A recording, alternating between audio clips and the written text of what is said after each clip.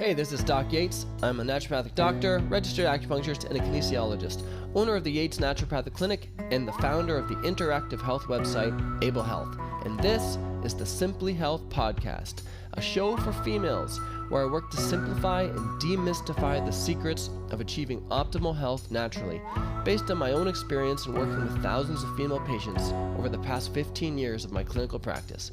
Welcome to Simply Health. Hey, this is Doc Yates, and on today's drive and podcast, we are going to talk about 5 simple tips to really improve your health just with the use of herbal teas. So, a lot of people do not give much credit to the benefit of herbal teas, but really a lot of times when people are thinking of herbal teas, I've found in practice that they're thinking of maybe just regular tea that's been decaffeinated. Maybe they'll think about mint or chamomile, and that's kind of the extent of it. But really, for the majority of history, the primary form of medicine has been herbal teas, if you think about it that way. Before they had, all the more stronger extracts, vitamins, supplements, the number one by far was herbal teas. I started using this myself early on in practice when I was still my 4th year internship for naturopathic medicine. I did my externship at the Anishinaabe Health Clinic in Toronto.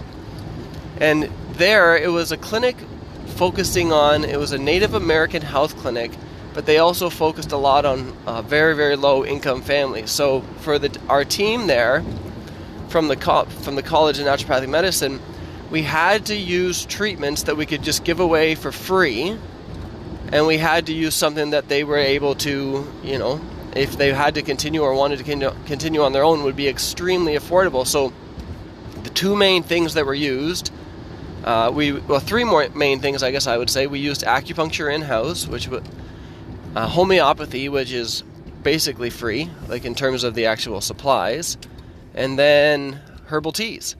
And I remember seeing several cases of some pretty bad health conditions getting remarkable effects just with the use of herbal teas. So some really bad lung infections, bad cases of anxiety, some severe digestive issues, and digestive issues were the people staying at shelters. They had no control. They could not change their diet. They could not change any of that very well, but they could add in these herbal teas and huge changes. It was very impressive to see, and I've continued to use that ever since as part of my practice. So part of the 5 tips you really need to consider about herbal teas. Number 1, treat while you hydrate. You can literally set it up so that every time you're taking a drink to hydrate yourself, you could have teas or herbs in that water that are specific for what your body needs. So if you say you had a digestive issue, every time you drank, if you had some tea after a meal, it could help improve your digestion. You can use teas that are antimicrobials, teas that reduce anxiety, teas that boost your immune function, teas that helps with detoxification.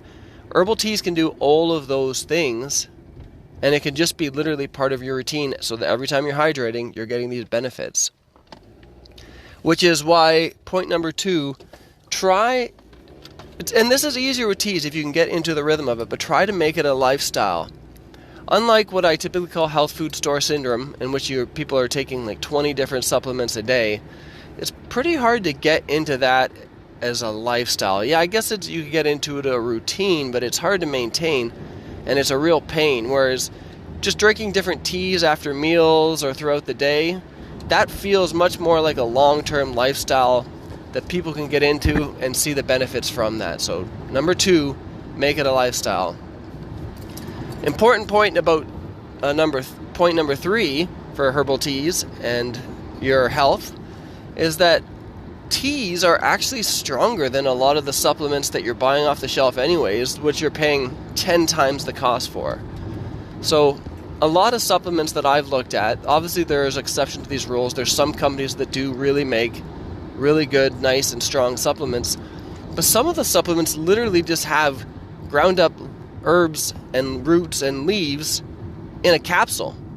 And when you think about the volume that you're getting in a capsule of that versus the amount that you're getting from, a heaping teaspoon or tablespoon of tea, it's not the same. Plus, putting it in the water is putting it into a form where a lot of them, it's a lot more bioavailable than just taking a capsule of dried up roots or a capsule of dried up leaves. And we're going to get a lot more into that in another podcast.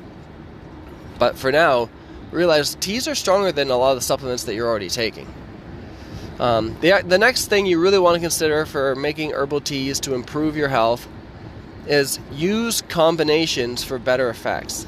So rather than just saying, oh, I'm going to use mint tea today, and not that there's anything wrong with just using mint tea, but if you are using mint tea and say you're using it for, let's say, after meal digestion, why not use it in combination with other herbs that have supportive effects? For instance, if you were using it for digestion, you could put in anise, or a little bit of licorice flavor, or fennel, something else that can help improve digestion and different aspects of your digestion. So combinations are better when you have the option, because some herbs, they work together synergistically, and that's a big part of a lot of traditional formulas, especially in Chinese medicine.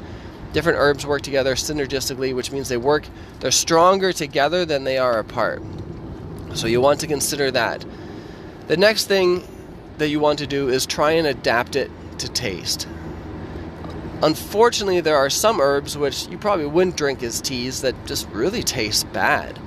But if you know that you want the effect from that herb, for instance, a tea that's very popular but I think tastes pretty bad is ashwagandha. Tastes pretty bad. But if you could combine that with other herbs that have an effect to improve your adrenal function or your immune function, say like schisandra berries or some Siberian ginseng, or if you like the flavor of licorice, add those to it as part of your combination so that you can hide the taste of the stronger herb that you want with herbs that have a similar effect. So adapt it to taste. A lot of people just don't like teas at all. And in those situations, like I said, you probably just haven't tried or found a tea that you like yet. So please keep trying. Find some flavors that you like. I keep bringing up licorice, but it's just a classic example of a flavor that people, they either typically love it or they hate it. So find some of your favorite flavors for teas. That's another thing to consider for combinations. Find some of your favorite flavors and then use those to combine with the herbs that you want the effect from and see if you can make those combinations. But if you're unsure and you want to learn more about combinations, the website I have, Herbal Health or herbal-beta.com, has everything, all the different tea formulas on there.